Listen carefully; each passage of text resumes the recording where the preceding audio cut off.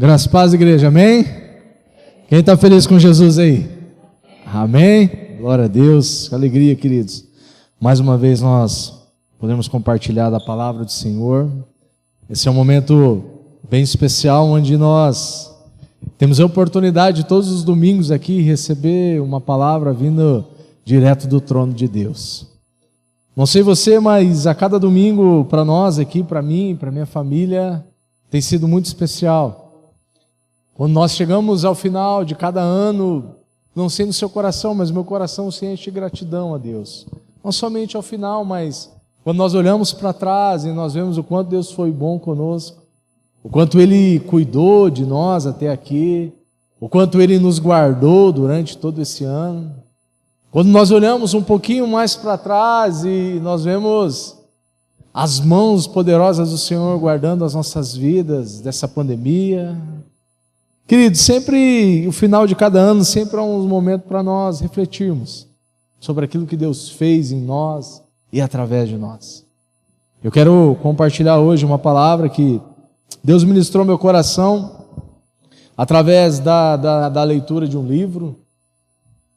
Não sei você, não sei quantos livros você leu esse ano, mas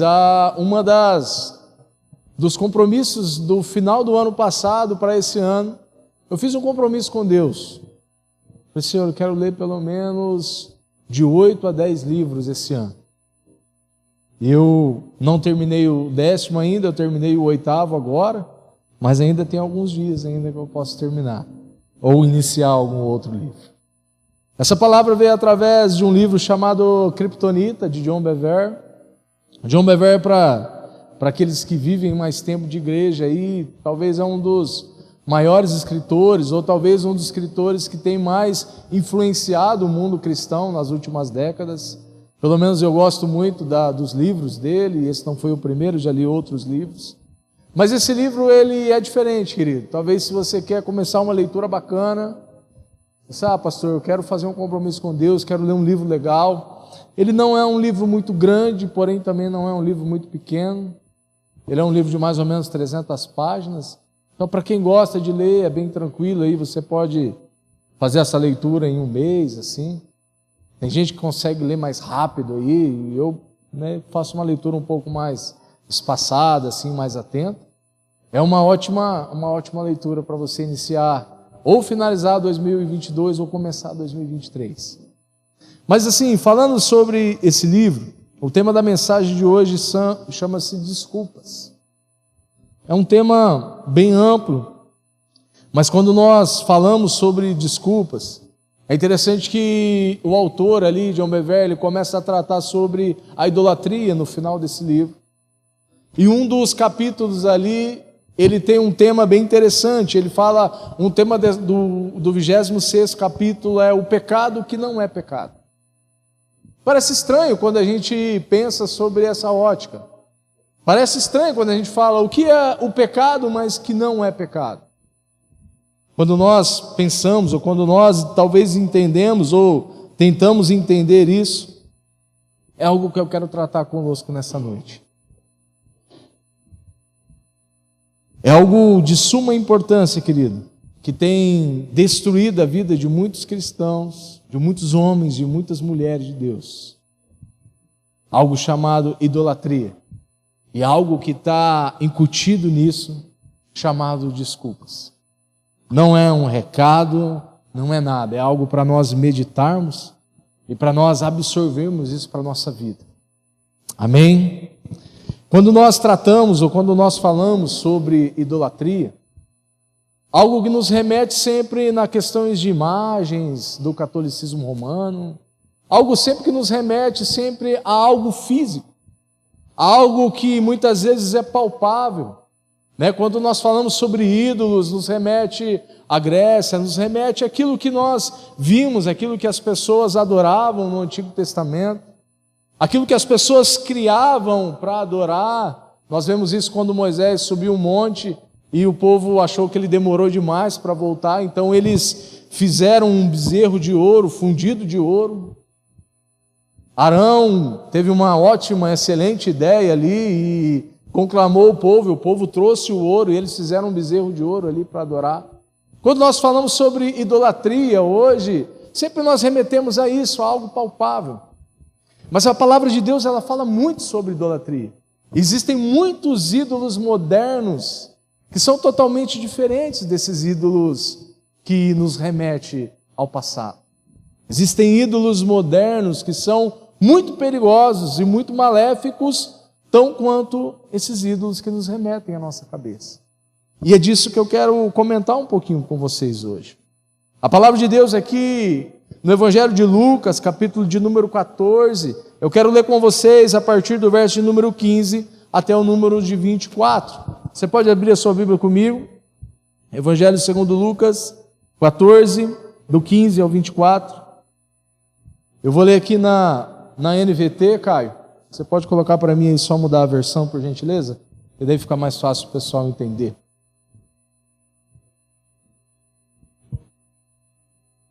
Enquanto o Caio vai mudar a versão ali, eu vou ler aqui para vocês, depois nós vamos acompanhando juntos, tá? Verso número 15 de Lucas 14 diz assim: ao ouvir isso, um homem que estava à mesa com Jesus exclamou: feliz será aquele que participar do banquete do reino de Deus.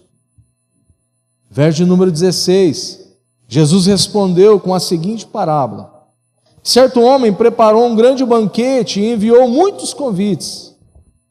Quando estava tudo pronto, ele mandou o seu servo dizer aos convidados: venham, o banquete está pronto. Verso número 18, mas todos eles deram desculpas. Um disse: acabei de comprar um campo e preciso inspecioná-lo. Peço que me desculpe. O outro disse: acabei de comprar 5 juntas de bois e quero experimentá-las, sinto muito. Ainda o outro disse: acabei de me casar e não posso ir. Verso número 21, o servo voltou e informou ao seu senhor o que tinha dito. E ele ficou furioso e ordenou: vá depressa pelas ruas e becos da cidade e convide os pobres, os aleijados, os cegos e os mancos. Depois de cumprir essa ordem, o servo informou: ainda há lugar para mais gente. Então o Senhor disse: vai pelas estradas do campo e junto às cercas e entre as videiras, e insista com todos que encontrar, para que venham, de modo que minha casa fique cheia. E verso número 24, pois nenhum dos que antes foram convidados provará do meu banquete. Você pode fechar os teus olhos por um instante? Vamos orar, Pai? Muito obrigado, Senhor, por essa noite tão especial, Pai. Obrigado por esse dia tão agradável, Senhor, que o Senhor preparou para cada um de nós. Obrigado por esse tempo maravilhoso de louvor e adoração que nós tivemos aqui, Pai. Obrigado pelo privilégio, Senhor, de ser igreja, de ser a Tua noiva, Pai. Obrigado, Senhor, pelo amor, pela paixão, pelo fogo que arde dentro de cada coração aqui, Senhor. Obrigado, Pai, pela escolha que cada um de nós fez nessa noite, Pai, de estar na Tua casa, de estar na Tua presença, Senhor. Pai, obrigado pela Tua palavra, Senhor, que é vida, que é o verdadeiro pão vivo, Pai, que desceu do céu. Obrigado porque essa palavra nos alimenta, Senhor, essa palavra nos sustenta, Pai, essa palavra, Senhor, meu Deus, nos nutre, Pai, e ela gera vida dentro de nós, Senhor. Pai, essa palavra que vai ser semeada agora, Senhor, que ela possa encontrar corações sedentos, Pai, que ela possa encontrar solos férteis, Senhor, e que ela produza frutos a 30, a 60, a 100 por um, Papai. Em nome de Jesus. Amém? Amém? Amém? Glória a Deus. Querido, segundo o texto aqui, existia um homem e ele iria dar um banquete. Mas é interessante nós olharmos, de um ponto de vista da palavra de Deus, que aquele homem não estava convidando algumas pessoas específicas para simplesmente comer uma asinha de frango, que por sinal é muito gostosa.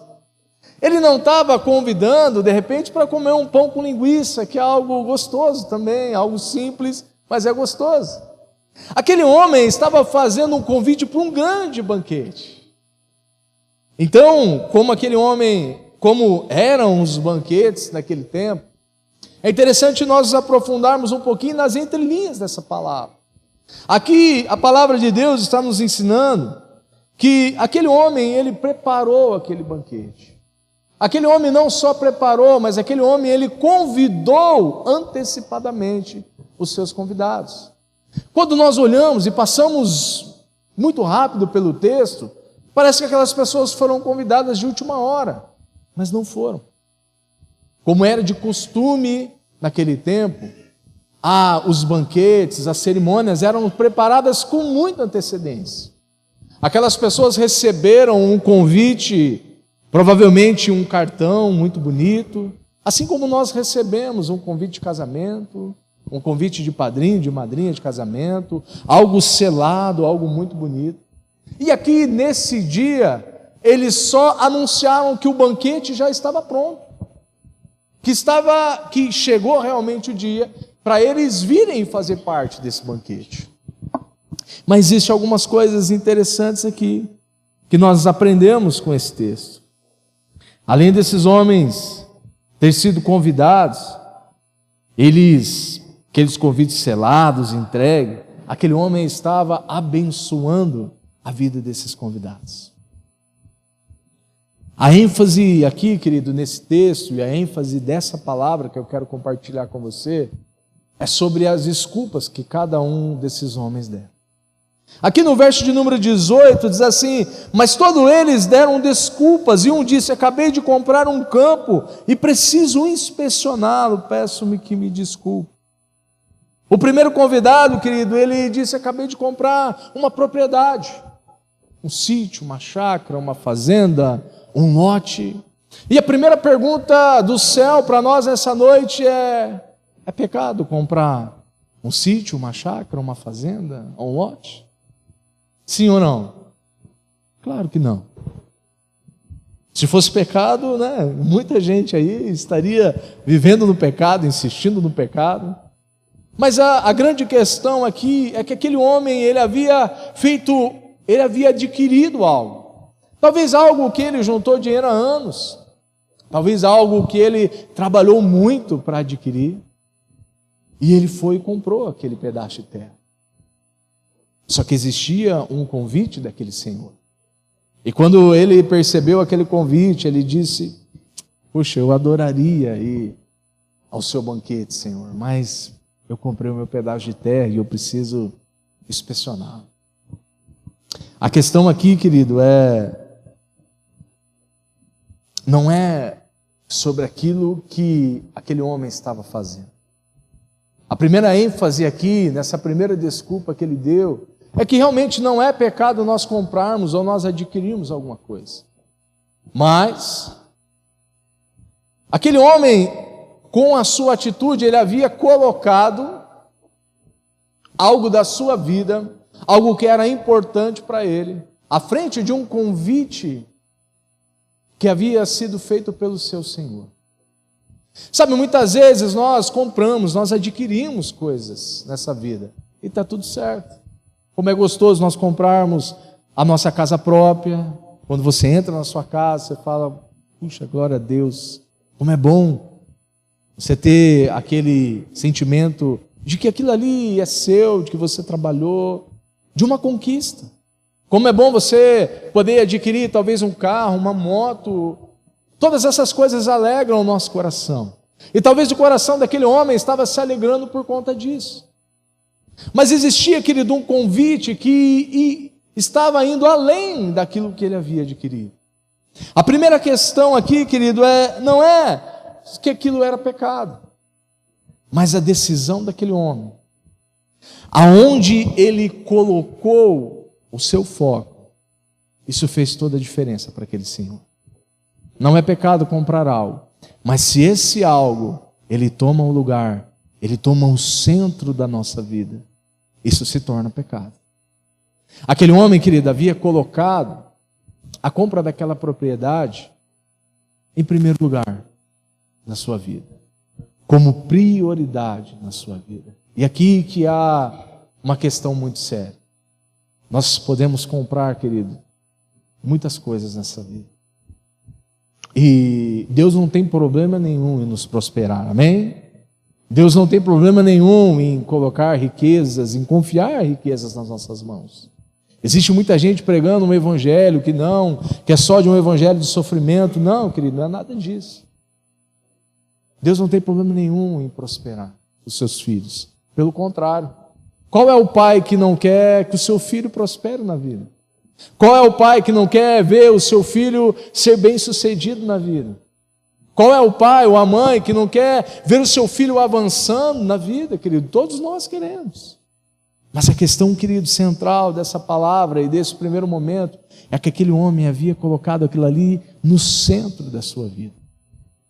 E todas as vezes, querido, que nós colocamos coisas, bens, ou até pessoas no centro da nossa vida, nós estamos tirando o Senhor Jesus do centro da nossa vida.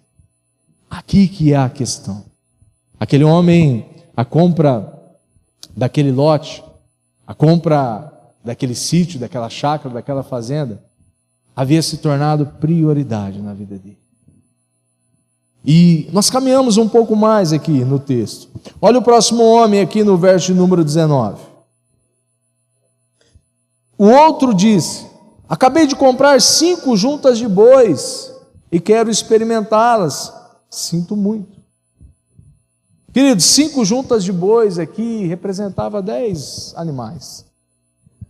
Naquela época, quem tinha 5 juntas de bois não era pessoas que tinham pouco dinheiro, não. Para você ter 5 juntas de bois, você tinha que ter um poder aquisitivo maior. Porque o comum nessa época aqui era você ter no máximo 2 animais para o trabalho doméstico, para o trabalho do dia a dia. E aquele homem, a palavra de Deus fala que ele compra 5 juntas de bois. Porque naquela canga os bois eram colocados um do lado do outro, por isso que chama juntas de bois, porque eles caminhavam junto, eles trabalhavam junto ali no arado, nas outras questões. E aqui a palavra de Deus diz que aquele homem, ele compra 5 juntas de bois, e quando chega o convite daquele senhor, ele diz: puxa vida, eu adoraria estar no seu banquete, mas eu acabei de comprar as 5 juntas de bois, e eu preciso experimentá-las. A pergunta do céu para nós essa noite é a mesma, querido: é errado você comprar 5 juntas de bois? Vamos trazer para a nossa realidade. É pecado você comprar aparelhos? É pecado você comprar ferramentas para o seu trabalho? Claro que não. Todos nós, existem várias profissões aqui. É errado você comprar aparelhos lá para a sua empresa? Não tem nada de errado nisso. É errado você comprar materiais, você investir em cursos, você investir nos seus estudos, não há nada de errado nisso. Mas a questão central, querido, dessa mensagem é que esse homem também, ao comprar essas 5 juntas de bois, ele precisa abrir mão de algo muito importante na sua vida. E aqui, algo que nós precisamos aprender. Todas as vezes, querido, que nós colocamos o nosso coração em algo, nós precisamos tirar o nosso coração de outra coisa. Todas as vezes que o nosso coração estiver no centro da vontade de Deus, todas as vezes em que nós colocarmos o Senhor como realmente prioridade na nossa vida, assim como a palavra de Deus nos ensina, lá em Mateus 6,33, pois busque em primeiro lugar o reino de Deus e a sua justiça, e todas as outras coisas vos serão acrescentadas. Quando nós colocamos, querido, o Senhor Jesus no centro da nossa vida, nós precisamos abrir mão de algumas coisas. É sim ou não é? Esse homem está nos ensinando algo muito precioso. Muitas vezes a palavra de Deus não nos ensina só como fazer. Muitas vezes a palavra de Deus também vai nos ensinar a como não fazer. E a partir do momento que aquele homem compra essas 5 juntas de bois, é algo que é bênção para a vida dele. Quem já investiu em algo aqui que você pensou: isso aqui vai ser bênção na minha vida? Pode levantar nas suas mãos aí. Talvez um curso, talvez algo que você queria tanto, que você guardou dinheiro, que você se esforçou tanto, você comprou e falou: Uau, eu consegui comprar isso aqui na minha vida. Talvez esse era o sentimento, querido, do coração desse homem.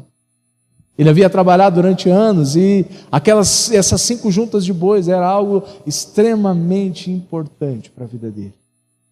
Mas a questão é que, ao ele comprar essas 5 juntas de bois, ele precisava abrir mão do convite do grande banquete daquele Senhor. Não tem como. Ou nós colocamos o Senhor Jesus, ou nós colocamos as coisas do reino de Deus em primeiro lugar na nossa vida, ou nós colocamos as outras coisas. Não tem como, querido, nós colocarmos o Senhor Jesus e mais alguma coisa em primeiro lugar na nossa vida. Eu sei que eu estou chovendo molhado, querido, mas essas palavras são importantes para nós refletirmos sobre a nossa trajetória de vida, sobre como nós temos caminhado, sobre como nós temos conduzido a nossa vida, querido, com Cristo. Existem muitas outras coisas que nos tiram o foco. E a questão é, olha o terceiro homem aqui. Antes disso, tudo aquilo que nós colocamos no centro da nossa vida pode se tornar um pecado, pois toma um lugar que é de Deus. Existe um lugar, querido.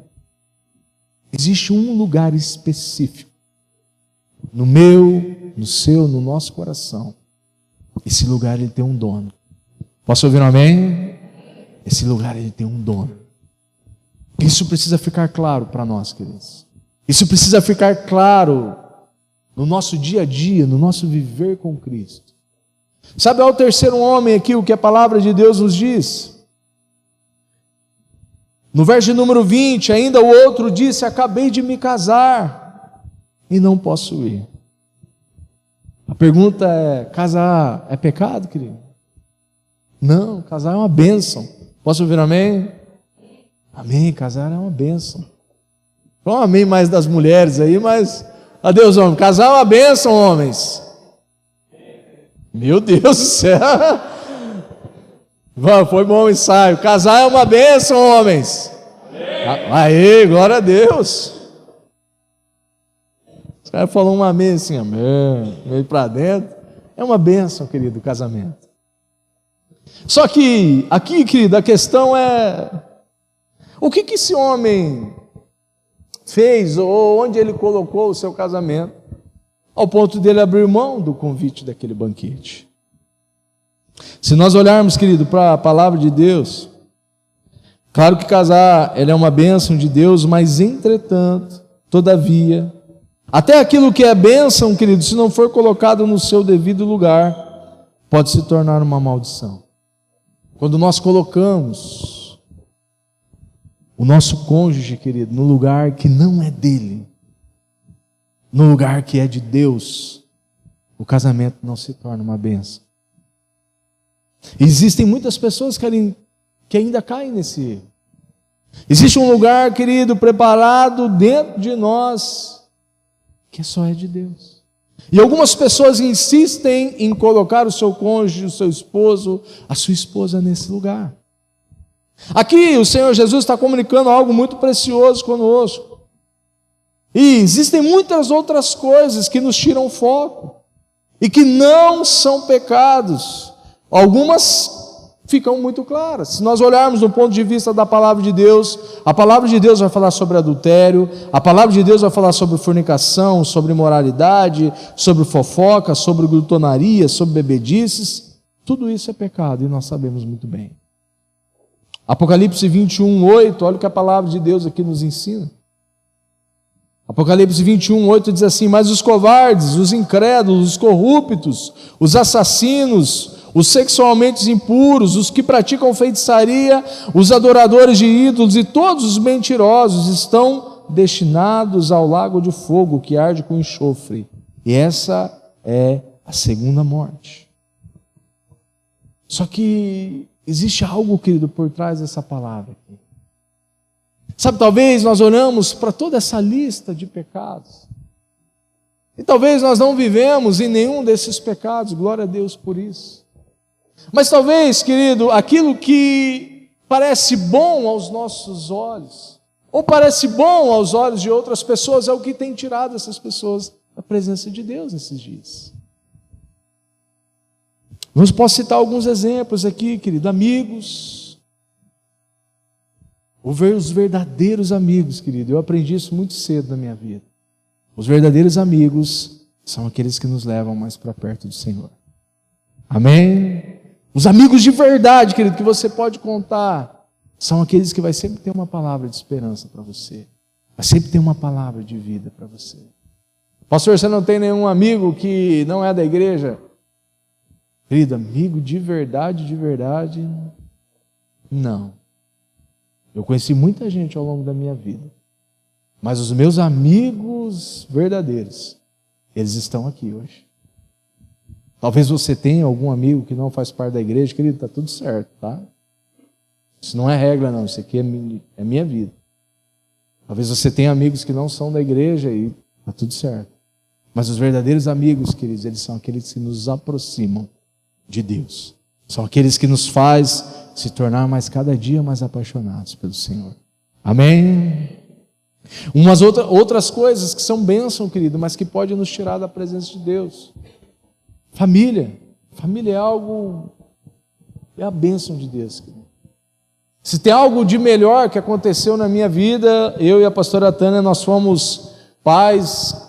Eu tinha 18 e ela tinha 17 anos. Se tem uma coisa, ela engravidou com 17 e nasceu com o Vinícius com 18 e eu tinha acabado de fazer 19 anos. Se tem algo maravilhoso que aconteceu na nossa vida, foi isso, querido. Hoje nós olhamos para trás e hoje eu olho para trás e vejo que foi a melhor coisa que aconteceu na minha vida. Hoje o Vinícius tem quase 19 anos e faz quase 19 anos que nós estamos aqui na comunidade Caminho Vivo. Mas a família, querida, ela é algo precioso, mas se nós colocarmos ela no lugar que é do Senhor, ela não se torna uma bênção. Filhos, a palavra de Deus fala que filhos são herança do Senhor. Filhos são bênção, mas eles precisam estar no lugar de filhos, pais. Amém? Amém, mães? Muitas vezes isso acontece com pai também, mas acontece com mãe. O filho está fazendo tudo errado, está fazendo as coisas erradas, e a mãe, não, mas é meu filhinho, não, mas eu preciso estar do lado dele, não, mãe. Não precisa estar do lado do seu filho quando você fazer coisa errada, não. Tome cuidado, pais e mães, para não colocar os filhos em lugares errados. Existem outras coisas também, querido, que são boas, mas que podem ser empecilhos da nossa vida, as hobbies.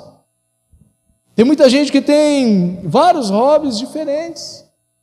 Tem gente que gosta de ver filme, de ver série. Tem algo de errado? Não, está tudo certo. Mas se você não tomar cuidado, aquilo ali pode tomar o lugar de Deus na sua vida. Se você não tomar cuidado, você está lá 4, 5, 6, 10 horas assistindo aquilo ali. É ou não é? Eu não gosto muito de assistir série assim, algo muito demorado. Mas porém eu gosto muito do lado do esporte. Eu gosto de assistir sobre esporte, eu gosto de conversar sobre esporte, eu gosto de ver, eu gosto de praticar esporte. E o esporte também é uma bênção, sim ou não? Você cuidar do corpo, você correr, você pedalar, você fazer uma academia, querido, é uma bênção, é algo gostoso. Todos nós precisamos. Mas existem pessoas que colocam a academia no primeiro lugar na sua vida. Eles acabam esquecendo das outras coisas. E ali, ao invés da academia ser algo bom, ser algo bênção para a sua vida, a academia acaba se tornando uma maldição na vida daquela pessoa. Os homens, tem gente que gosta muito de futebol. Futebol, ele é uma bênção, querido, guardado as suas proporções. Mas existem homens que gostam tanto de futebol, que eles acabam se esquecendo do resto da vida. Se esquecem das suas esposas, se esquecem dos seus filhos, se esquecem das coisas da igreja, esquecem de todas as outras coisas. E jogam futebol. Se torna uma maldição na vida dessa pessoa. Aqui nós podemos citar outras coisas, querido, mas existe algo que Deus ministrou no meu coração quando eu preparava essa mensagem. Eu queria compartilhar um pouquinho de um testemunho com vocês. A maioria de vocês já sabem que eu sou um ex-jogador de futebol. Eu joguei profissionalmente durante 10 anos E um dia eu orei a Deus, falei para Deus que eu não queria mais viver os meus sonhos, que eu queria viver os sonhos do Senhor. E a minha vida foi sendo transformada, querido, a respeito disso. Deus abriu uma porta de emprego para mim, uma porta de emprego boa, uma oportunidade de um emprego muito bom. E eu acabei deixando o futebol com 26 anos de idade. Acabei deixando o futebol no auge da minha carreira. No melhor momento que eu estava vivendo como atleta, eu abandonei o futebol e fui trabalhar e fui gerenciar uma loja de calçados. Mas assim, eu abandonei o futebol profissionalmente nessa época. Mas ainda eu continuei jogando futebol, brincando de futebol, disputando alguns campeonatos, ainda ganhando dinheiro com o futebol. E eu levei a minha vida assim durante anos. Estava aqui na igreja, servindo a Deus, e estava jogando futebol ainda, aos finais de semana, ao meio de semana. E muitas vezes isso servia como um complemento de renda para a nossa casa. Era algo que era bênção. Mas, querido, pensa alguém chato jogando futebol. Era eu.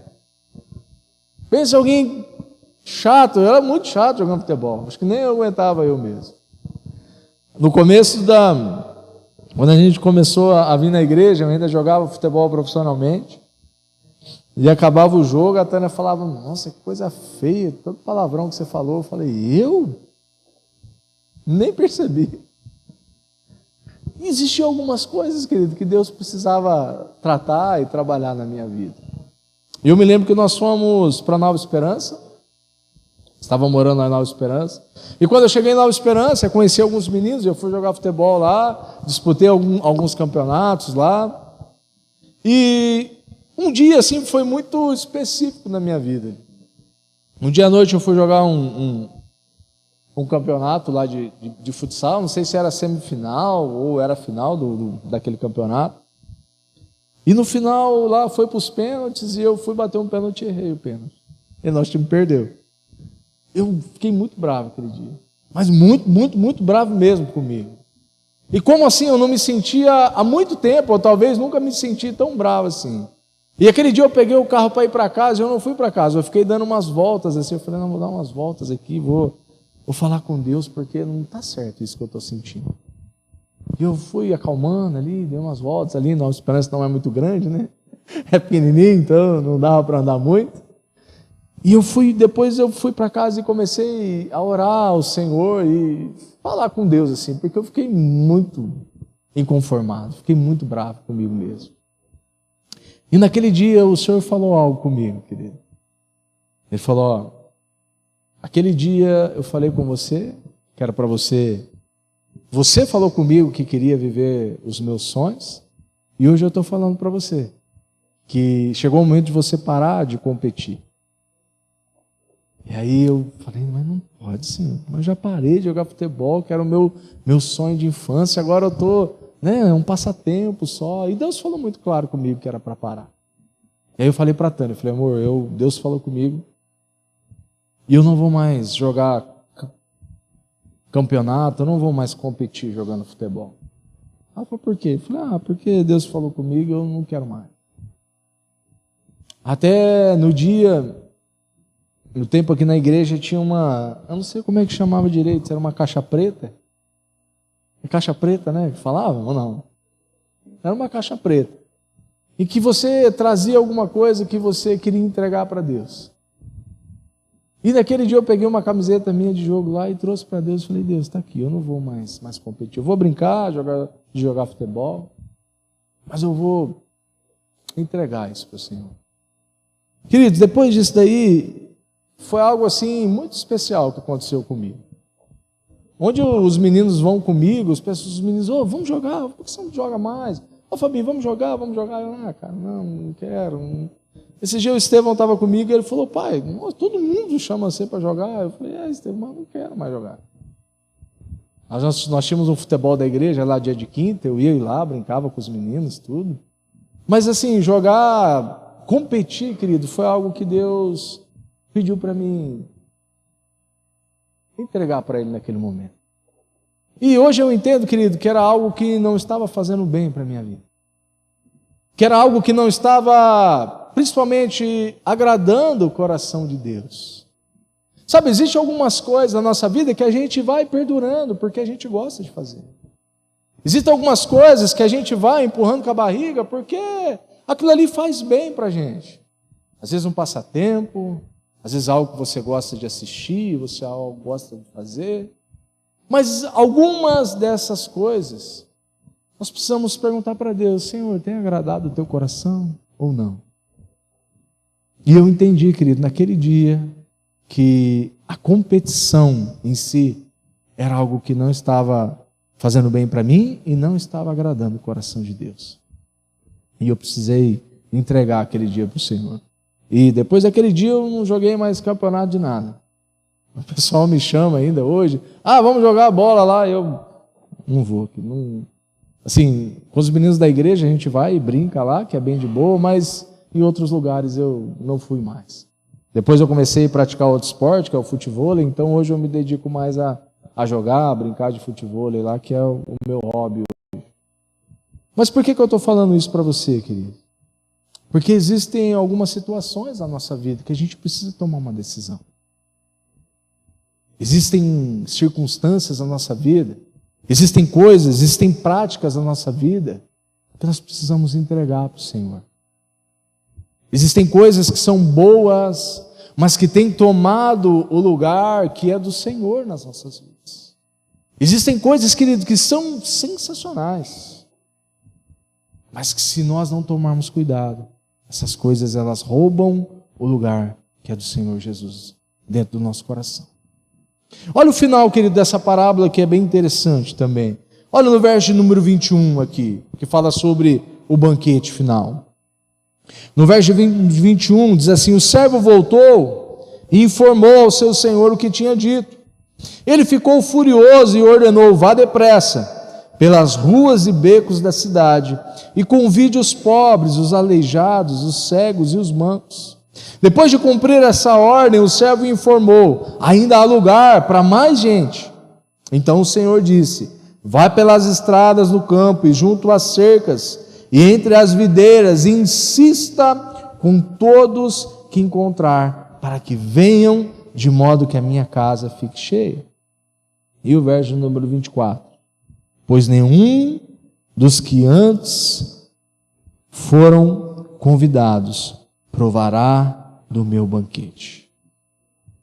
Esse banquete, querido, aqui, que o Senhor Jesus estava ilustrando, é o banquete do Cordeiro. O banquete que Deus, Pai, vai oferecer ao seu Filho no fim.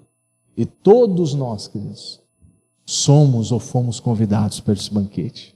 Posso ouvir amém? Entretanto, querido, existe um princípio que se aplica aqui agora. Quando Deus nos convida, querido, para algo e interrompe a nossa rotina diária, as coisas que às vezes nós gostamos muito, isso significa que existe algo muito melhor guardado para nós. Querido, hoje eu posso testemunhar para vocês que talvez uma das melhores coisas, escolhas que eu fiz, foi de ter deixado o futebol um pouco de lado na minha vida. Depois vocês podem perguntar para a pastora Tânia. Nós tivemos muita dificuldade no início do nosso casamento.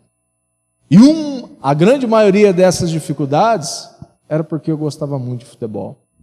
Então eu jogava futebol o ano todo. E nas férias, eu jogava futebol. Na segunda, na terça, na quarta, na quinta. Aí depois do futebol tinha um churrasco, todas aquelas coisas que a gente sabe como é que funciona. Aí chegava em casa, a mulher não estava feliz. Meu esposo não estava feliz. E aí dava vários problemas. Mas hoje, olhando para trás, querido, uma das melhores coisas que eu fiz foi isso. Outra, daí dessas situações de poder competir, eu via que às vezes eu não tinha muito equilíbrio quando você estava ali no calor da coisa. Você estava lá, estava tudo tranquilo, estava uma bênção, uma paz. Aí parece que eu entrava dentro da quadra, se transformava, brigava e tal, aquelas coiseiras todas que os homens sabem que acontece dentro do futebol. Então hoje, olhando para trás, eu falo, uma bênção de Deus ter falado comigo a respeito disso. Queridos, existem coisas boas que nos tiram da presença de Deus. Existem coisas que são importantes, mas que nos tiram da presença de Deus. Quando Deus nos convida, querido, para esse banquete, Ele está nos dizendo: eu estou te convidando, porque existe algo maior para você. Quando Deus nos convida para largar, para deixar algo, para abrir mão de algo, é porque existe algo muito melhor esperando por mim e por você. Amém? Eu não sei o que Deus tem falado com você, querido, mas Deus tem falado. O Espírito Santo de Deus está ministrando no seu coração algo, talvez que você precisa abandonar, e talvez há anos você vem perdurando. Às vezes é algo bom, às vezes é algo que a gente sabe que não é bom, mas que a gente precisa de mudança, que a gente precisa de transformação. Um encontro divino, querido, que acabará sendo um banquete da palavra de Deus, da sabedoria, da presença, da provisão, do conselho, do poder dele, ou de qualquer outras bênçãos maravilhosas que só Ele pode nos dar. Nós não conseguimos, querido, desfrutar de tudo isso que eu falei aqui, querido, de todas as bênçãos de Deus, de todas as provisões do Senhor, de tudo aquilo que Ele tem preparado para nós, se nós não colocarmos Ele no centro da nossa vida e como prioridade na nossa vida. O problema de muita gente hoje, querido, de muito cristão, é que ele não vive uma vida íntegra para o Senhor. E o significado de íntegro é ser inteiro. Sempre existe uma parte apenas.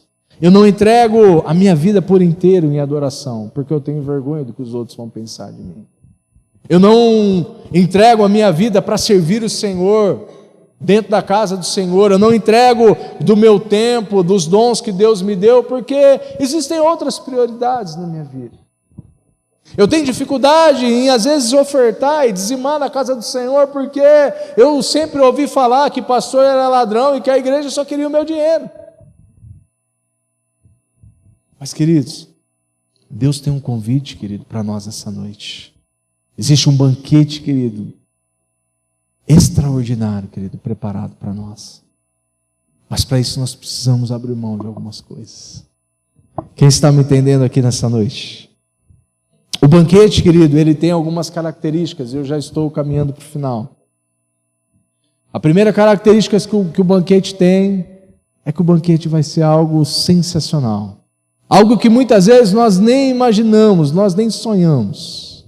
Mas existe uma outra característica muito interessante nesse banquete. É que ele vai acontecer. Amém? O banquete vai acontecer. Estando nós preparados ou não, o banquete vai acontecer. Assim como aconteceu aqui na parábola, querido. Aquele senhor, ele não disse: não, cancela o banquete. Os meus convidados não vão vir. Cancela tudo, vamos marcar uma outra data, como talvez qualquer um de nós faria. Se você fizesse uma festa e convidasse as pessoas mais queridas que você tem, essas pessoas não pudessem vir na festa, você talvez desmarcaria essa festa ou esse churrasco e marcaria por uma outra data. Não foi isso que esse Senhor fez, querido. E essa característica é muito importante. O banquete, ele vai acontecer, estando você preparado ou não, querido. Ele vai ser preparado, porque o banquete, a outra terceira característica desse banquete, ele não é preparado para nós. Nós fomos o convidado para esse banquete, mas esse banquete é preparado para o Senhor Jesus. Amém? Nós somos os convidados especiais e de honra, e ele vai acontecer. Existe um convite, querido, do céu para nós nessa noite. Eu gostaria de convidar o pessoal do louvor aqui. Apocalipse capítulo 3, verso número 20 a 22. Existe uma palavra muito preciosa aqui, muito extraordinária. A palavra de Deus aqui, Apocalipse 3, 20, diz assim: preste atenção, eu estou à porta e bato. Se você ouvir a minha voz e abrir a porta, eu entrarei e juntos faremos uma refeição como amigos. Verso número 21 diz: o vitorioso se sentará comigo no meu trono, e assim como eu fui vitorioso e me sentei com meu Pai em seu trono. Verso número 22 diz assim: quem tem ouvidos para ouvir, ouça o que o Espírito diz às igrejas. A pergunta aqui, querido, é: em qual porta? que Ele está batendo. Muitas vezes nós usamos esse texto aqui para dizer que o Senhor Jesus está batendo a porta do nosso coração. E é verdade. Quando nós olhamos, querido, para aquilo que está escrito aqui nas cartas de Apocalipse, principalmente nesse capítulo de número 3, Jesus disse: eis que estou à porta e bato. E quando nós falamos sobre porta, se entende que o Senhor Jesus só bate numa porta e que Ele está do lado de fora. Sim ou não? Se Ele está de dentro, você não precisa bater na porta, é algo óbvio. Mas muitas vezes o Senhor Jesus está batendo a porta do nosso coração. E muitas vezes Ele, de uma forma simples, Ele insiste em bater a porta do nosso coração. E qual que é o desejo dele? O desejo dele é de entrar nessa casa e de cear conosco como amigos. Mas existe algo extraordinário também, de um outro ponto de vista, numa outra ênfase aqui que eu queria compartilhar com você nessa noite. Aqui no verso de número 22, ele diz assim: quem tem ouvidos para ouvir, ouça o que o Espírito diz às igrejas. Se alguém ouvir. Existe uma aplicação muito simples, querido, mas que nos faz entender esse se alguém ouvir. Imagina que você está na sua casa, num dia bem descontraído, e você coloca um fone de ouvido, assim, bem legal, bem gostoso, daqueles bem grandão, assim, aqueles que não ficam incomodando lá dentro do ouvido, sabe? Em casa a gente tem um fone desse, assim, maiorzão, que é gostoso, você põe no ouvido, assim, fica lá, viajando. Você está com esse fone aí, você está com a música nas alturas. Você está ali naquele momento seu, cantando aquela música que tanto você gosta. E de repente um convidado de honra, alguém muito importante, ele bate na porta, lá da sala da sua casa, e você está lá no seu quarto ouvindo música. Certamente você não vai ouvir aquela pessoa batendo na porta da sala da sua casa. Você não vai ouvir porque você está ouvindo uma música. E às vezes você está ouvindo uma boa música. Mas existe um convidado muito especial que muitas vezes nós não percebemos que ele está batendo a porta. E muitas vezes essa porta, querido, é o nosso coração. E muitas vezes nós estamos ocupados com tantas coisas boas que nós não percebemos o Senhor Jesus bater na porta do nosso coração.